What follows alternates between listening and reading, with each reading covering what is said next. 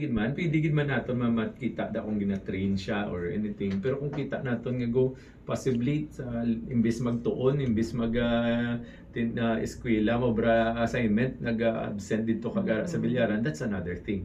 And tagtong gabi na, no? So we're looking at possibly after pwede sila guro after classes but before the curfew hours basit pwede na sila kalingaw-lingaw, hindi taman gusto matamaan ka stricto, but we're evaluating this in the context of how it's happening on the ground and sa manifestations ng sa Iloy ito sa aton.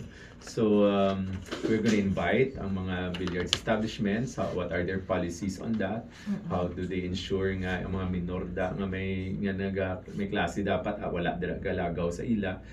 So we'll balance that vis-a-vis our concern for the welfare and the growth and development of our young people, ng exposure nila sa environment. No? So, ang ginambal naman nga, base may mga previous ordinances, we're open man, kaya from what's happening, hindi lang man ako, si SK Federation Chair Jelma, nagambal man, isang weekend, ara man siya, naagyan niya to sa may festive mall, may mga damo man minor naka-uniform, ara man sa bilyaran. So, ko it's apparent nga that's a problem. So kung ara naman itong mga ordinance, when nakita talabi implementation, then we did a withdraw ordinance and call for implementation.